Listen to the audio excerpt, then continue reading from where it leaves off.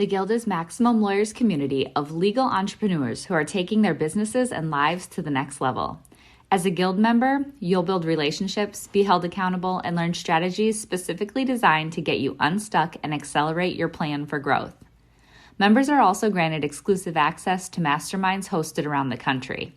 Our next event is coming up, and we're heading to Scottsdale, Arizona.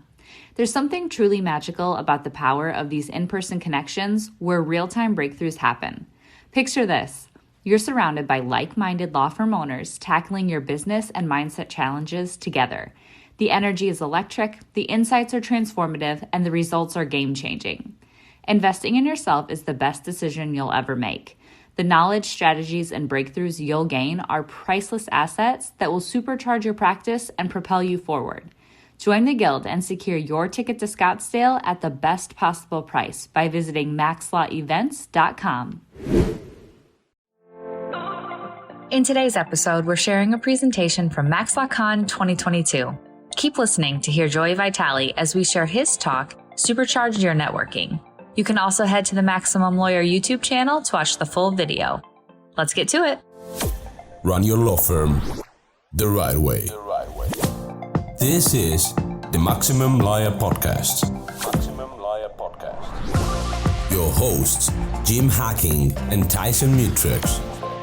Let's partner up and maximize your firm. Welcome to the show. Let's talk networking. Who here loves networking? I want you to stand up. Stand up. If you love networking, stand up. I figured it would be a minority in the group. But look around. Those are the people who you can just kind of walk over to. They'll be nice to you. They'll treat you well. Okay, you guys can sit down. If you hate networking, stand up. I know that's uncomfortable. Okay, I'm with you. Okay, you can sit back down. So in today's presentation, I want to talk networking in a way that can help both groups or if you're in the middle. If you love networking, I hope that I can give you some strategies here to amplify it even more. If you hate networking, over the years, I've come up with a way of doing it myself because I don't really love networking either that really works really well. And just to paint a picture of how I literally got here on this stage, about 5 years ago, I was working at a law firm here in St. Louis, typical courtroom litigation work. And after working there for about 2 years, I realized I'm not very good at this. I took some personality tests. I learned that I'm what's called an Enneagram 9, or a peacemaker type. I don't like to argue. So I'm in the minority of lawyers, and I'm like, oh, it makes sense that I wouldn't like this courtroom work. So I started looking around. My wife and I moved to Chicago, and I was thinking, okay, maybe the more I'm meeting other attorneys, the more I'm seeing these people who are starting their own firms. I never thought that I would start my own firm. But when I decided to go out on my own, I realized I didn't know anybody in this space.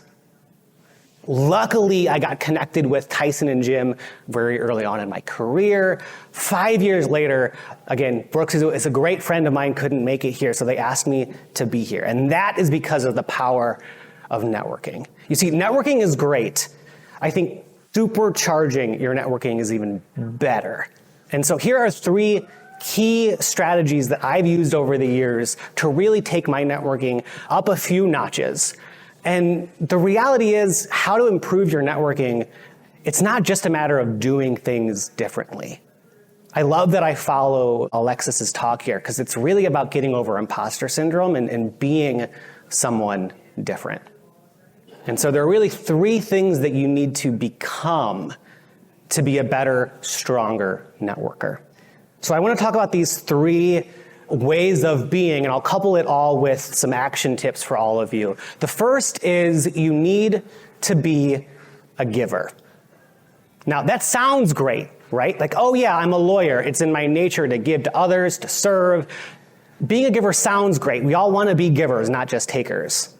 The problem is it's really easy and natural for us as human beings to be takers.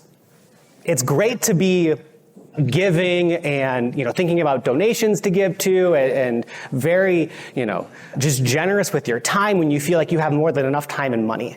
But when time's short, when you don't have a lot of money, when the world kind of sucks, it's hard to put yourself in a mental space of being a giver. I was wrestling this a few years ago, and I came across this really great book called The Happiness Advantage. It's written by an author named Sean Aker, and his story is really interesting because he is a Harvard professor. Quick show of hands, anybody here Harvard grads? We might be a little jealous of you. Any hand raises? None? Okay. So how many of you wanted to go to Harvard? Or would have loved to have gone to Harvard? Okay, we're seeing some hands raised.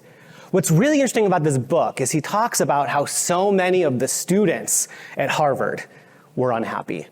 Like, seriously unhappy. It got to the point where he created what is now the most famous course on campus. It's all about happiness. And so he has these tenets that he teaches, and one of them that I just thought was really, really fascinating was this distinction between rose-colored glasses and rose-tinted glasses. And before you think that I'm going into woo-woo space, this isn't some lady who got high and wrote a book. This is a Harvard professor. And he pointed out that at the end of the day, it's really impossible to wear completely clear glasses. As much as we're devoted to finding the truth, it's impossible for us to see the truth without interpreting it some way. There is always some sense of interpretation. So what he says is, don't wear rose-colored glasses. Don't try to always just be overwhelmingly the glass is half positive. Try and see the world as clearly as you can, but there's always going to be a tint to the glasses. So choose to make them rose-tinted glasses. So to be a giver, it really helps if you put on rose-tinted glasses first. Then the world changes. It becomes much easier to be a giver. So I was working on this, and I figured out a way that worked really well for me to really put this into practice. And I call them my morning giving sprints. So this is on my calendar for 30 minutes every morning, where I go onto my computer and I do very intentional social media giving. So I'll go onto Facebook, go to their birthday page, wish people happy birthday, send them DMs. I'll look for reasons to congratulate people on a milestone or give support if they have maybe some bad news to share. Just doing what I can to be a giver in those space. I say that because a lot of times it's hard to reconcile these two things of wanting to be a giver and building routines and habits of giving. There's this quote that I love that I'm going to tweak a bit here of, we don't rise to the level of our good intentions, we fall to the clarity on our calendar. So it's really powerful to actually put into your calendar what you're going to do to be in a giving state. Now, you don't have to raise your hand here, but raise your hand if you like this idea of having a giving sprint to your mornings or sometime in the day or in the week. Okay, great. So I'd actually like you all to stand up. Because as Tyson said, ideas are great, but not if you don't execute. So we're all again, you don't have to stand up, but if you are, I want you to find a buddy. You can couple off, maybe find a three pair if you'd like. But I want you, after I'm done talking, to find each other and watch each other put this in your calendar. A 30-minute window where you are going to be giving. You can figure out what that means, but it's going to be on your calendar. Okay, you can sit back down. So that's way of being number one, be a giver, and you can use those giving strategies. The Zapathon is back. If you're new around here, the Zapathon is the OG automation workshop. At this next exclusive Guild event, we're partnering up with Maximum Lawyer's good friend, Kelsey Bratcher, to bring you a day-and-a-half automation workshop. The idea of automation is simple, right? Identify a repeatable pattern of tasks and then use technology so that business process can happen without you. But setting up that technology can be daunting, time-consuming, and even have a steep learning curve. Join us in person and you'll create automations on site that will start working for you before you even leave Austin. Join the Guild today and grab your ticket at maxlawevents.com. Number two, it's related, but it's be a connector. You see, it's really common when people are networking to think about, I want to see how many new leads I can get here. I want to see what relationships I can create. It changes the game when you go to networking events or any event with an initial mindset of how many connections can I make? How can I be a connector instead of someone who's receiving things? It really just changes the game of how you are a useful asset to those around you. Again, this is something that people hear. They're like, oh yeah, I want to be a connector. I want to start connecting more people. There are a few things here that I'll mention, and I'll get to a really great thing that you guys can put into action. One of the things that I love doing, and people in my network know that I do this a lot, is connection emails. So I really quickly want to cover how I do this and how I take it to a next level that people tell me works really well. You see, a lot of people will make some type of a connection email, but they make two mistakes. Either they don't really clarify why they're making the connection, or they make the people that they're connecting have to spend a lot of time and work to actually connect or figure out why they're being connected. So when you're sending these connection emails, it's great to clarify in the body of the email and the subject line what's going on here. Is this a referral? Is this a collaboration opportunity? What else is that?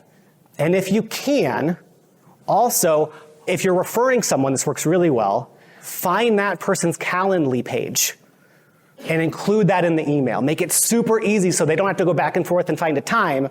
The person can just get on their calendar. If you're looking for any templates on how to do that, let me know. I have a few different versions of connection emails that I send all the time. Now, some of you might be thinking, connection sounds great, but it also sounds like a lot of work. I know a lot of people. And recently I was working with a business owner as a consulting client, and we were talking about this. He loved the idea of managing his connections, connecting them to each other, but he's got a big business. He knows tons of people.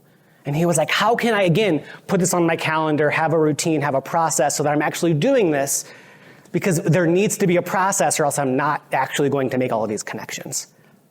And so we talked a little while, conversation went in some interesting directions, and then we talked about this area of science of tribe data, tribe science, tribal studies that have found that it's really natural for us as human beings to have great human connections and tribes at either 150 people or below.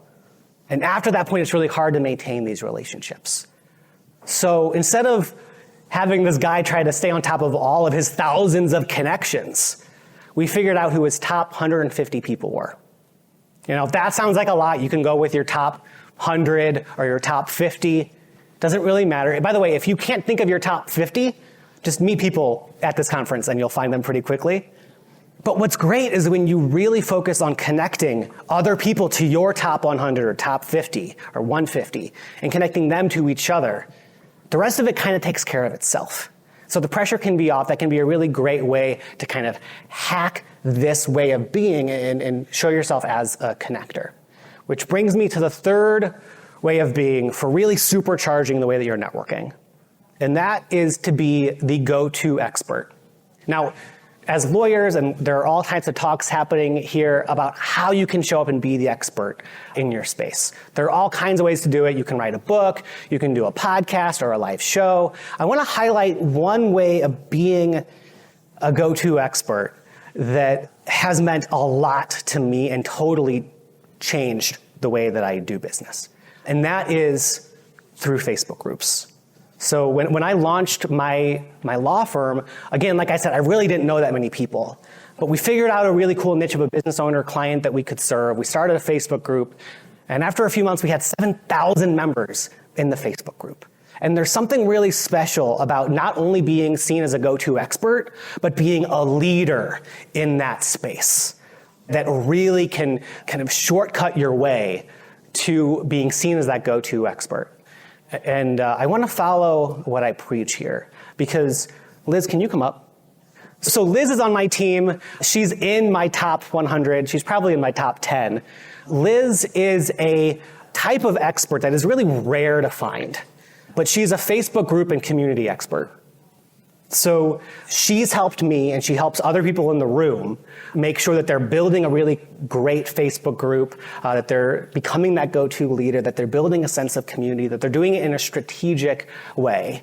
Our firm has grown in ways that I can't even imagine with the help of building our own group that makes my team and myself being seen as a leader in that space. If that sounds like something that your firm might be interested in, I'd love for you to meet Liz. So your action item here is to talk to Liz at some point in the conference if you're interested, and she can help you clarify whether a Facebook group might make sense for your firm or not. Do you have anything to share? Thank you. Okay. She's also a great photographer, so she can take great selfies or whatever if you feel like you're not good at taking pictures of yourself with other people. So that's all that I have for you guys today, but those are the top, again, it's not about changing these little tips and tricks. If you really want to become the visionary that you want to be, this doesn't get talked about a lot in Traction, all these other books about business growth. But when it comes to being the visionary of your law firm, yes, you have to cast the vision, but there's this whole big relationships responsibility that falls on your shoulders as the business owner. And I haven't found any other better ways of showing up and being to cultivate those big relationships than being a giver, being a connector, and being the go-to expert. Thanks. Thanks for listening to the Maximum Lawyer Podcast. To stay in contact with your host and to access more content, go to MaximumLawyer.com. Have a great week and catch you next time.